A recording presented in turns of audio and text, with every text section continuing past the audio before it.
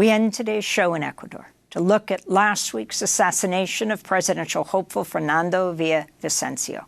He was shot dead at a campaign rally on Wednesday in Quito. He was shot in the head 3 times. He was running on a platform opposing corruption and organized crime. His death came just 10 days before Ecuador's general election, which is scheduled to proceed on Sunday as planned.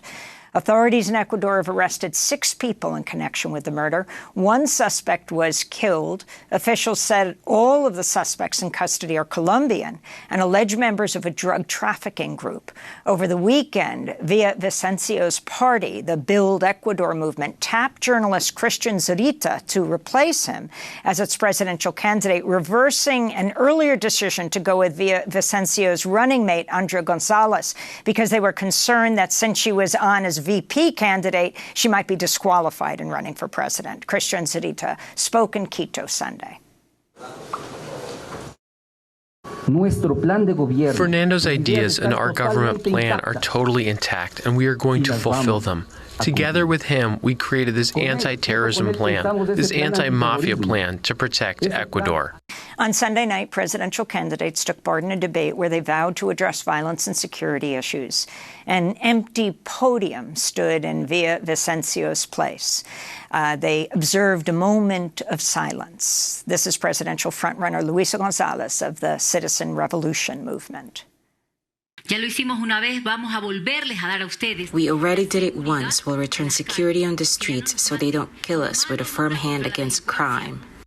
That was Ecuador's presidential frontrunner Luisa González of the Citizen Revolution movement. We go now to Guayaquil, Ecuador, where we're joined by her running mate, the economist, former presidential candidate Andrés Arauz.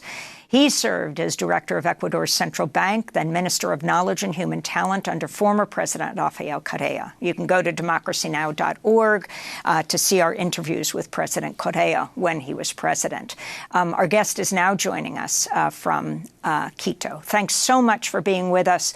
Can you start off by responding to the assassination of Villavicencio?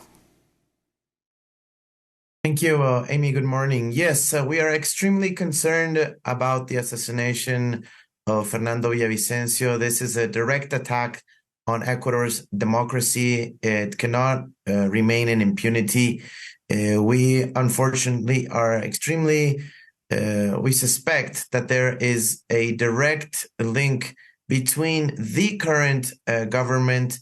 There is wide enough evidence, ample evidence, that shows that there have been clear omissions and responsibilities in the security team directed by the national police that was supposed to protect him. There is even evidence of negligence in this case, and it is extremely worrisome because it is an attack on democracy and it is an attack on all of us, all Ecuadorians. We are precisely in this election. It's a snap election because of Ecuadorian President Guillermo Lazo's links to narco-trafficking organizations. The famous León de Troya report that showed that he had links to the narco-trafficking mafias even in the early stages of his government, and that unfortunately, for the first time in Ecuador, have led this country into being completely polluted with narco-trafficking organizations in the highest levels of government. A week before his murder, the slain presidential candidate had accused Adolfo Fito Macias of threatening him and his campaign team. He's in prison, and this weekend, authorities went to the prison and moved him to a high-security prison. Can you talk about the significance of this? Yes, it's a move that has been widely expected and been something that Ecuadorian society has been pressuring for a long time. But Guillermo Lazo's government had been quite reticent from doing that because of suspected links with this organization, with this criminal organization. Just a couple of weeks ago, after the assassination of the mayor of Manta, one of the biggest cities in Ecuador, Fito, precisely this character, was giving a press conference from within the jail, from within prison, escorted by a police intelligence officer. So it really is worrisome. We see that there are clear links between the current government and these mafia organizations. The U.S. ambassador to Ecuador in December of 2021 accused of the Ecuadorian police being filled with narco generals. And unfortunately, our prosecutor's office in the Ecuadorian government has not gone forward with the investigations since then. We also think that the government has prime responsibility in this murder because of specific statements from Villavicencio's widow, from his sister, and from now his former political mates from his political party, specifically Captain Edwin Ortega, a former military officer, who has said that characters like Maria Paula Romo have close links to the intelligence establishment in Ecuador and are now trying to persecute him for disagreeing in the replacement of Fernando Villavicencio. I wanted to go to Veronica Arauz, the widow of the assassinated presidential candidate Villavicencio, speaking over the weekend. No lo protegieron como debían haberle protegido. El Estado estaba a cargo. They did not protect him as they should have protected him. The state was in charge of Fernando's security. The state is directly responsible for the murder of my husband, Fernando Villavicencio. The state still has to give many answers about everything that happened. His personal guards did not do their job. I do not want to think that they sold my husband to be murdered in this infamous way.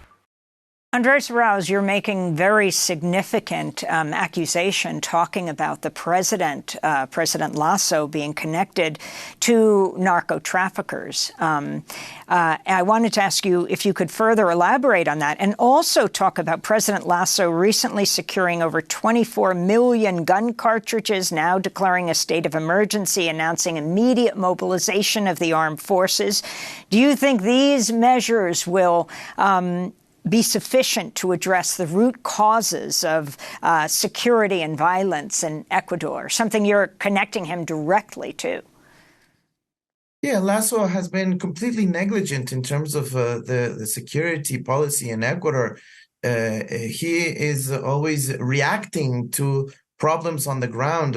He basically dismantled the security ministry, the coordination that used to exist between the police and the military intelligence with the civilian intelligence that we have in the country. Unfortunately, Lasso has been linked by the police intelligence to mafia organizations, including through his brother-in-law, Danilo Carrera, who is the current president of Banco Guayaquil, via Rubén Cherres. You see, in Ecuador, we've had recently these really amazingly incredible murders. For example, the murder of Rubén Cherres. Rubén Cherres was a person linked to Lasso's brother-in-law, also linked to the Albanian mafia, a drug trafficking organization. And this person was a key witness in Lasso's impeachment process. He was found assassinated only a few blocks away from Lasso's beach home in Santa Elena, a province in Ecuador, and this has not been cleared so far. People in the establishment media and in the government have stopped talking about Rubén Cherres, and we think that this type of behavior is similar to what happened now with Fernando Villavicencio. It is extremely worrisome. I insist, we are in these snap elections precisely because Lasso was linked to the narco-trafficking organizations, and there was wide opposition in the parliament against his government and his policies, and he decided to basically close parliament and call for these snap elections. So we're in this process precisely because of his links with the narco-trafficking organizations. Now, we think that we need investigation. We need immediate support from all around the world. We need the international community put their eyes on what's happening in Ecuador. We know Lasso tried to postpone or suspend the elections after the assassination of Fernando Villavicencio, and we need to take care of our democracy. Now, we are really in a moment of great despair in Ecuador, and we've had a crisis very recently because of this assassination, and we need to go forward with these elections to seek finally truth, to seek reconciliation, to seek justice in Ecuador. Are you concerned about speaking out so directly against the president? And also, what will happen to him after he leaves the presidency? Do you think he should be charged, that he should be put on trial? Of course, I am concerned. This is not the first time I have been outspoken about Guillermo Lasso. I was one of the prime people who accused him of having offshore resources hidden in tax havens and in trusts. And then finally the Pandora Papers came out and they showed that I was right about these accusations. I was also earlier this year, I accused Lasso directly of creating an offshore bank in Panama for money laundering purposes, to hide money from trafficking organizations and also from tax evasion. I was threatened by President Lasso himself, saying that he would sue me for defamation and other causes.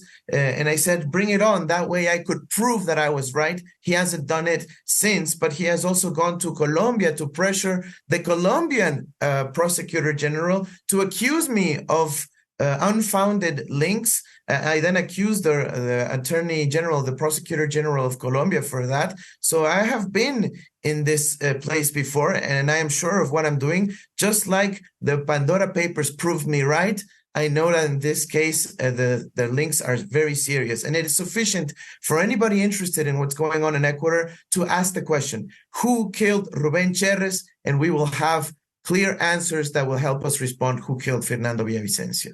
Well, Andrés Arauz, I want to thank you so much for being with us. Ecuadorian politician, economist, running for vice president of Ecuador, along with presidential candidate Luisa González. She's the only woman running for president in the 2023 Ecuador election. In 2021, Arauz ran for president and lost to Guillermo Lasso.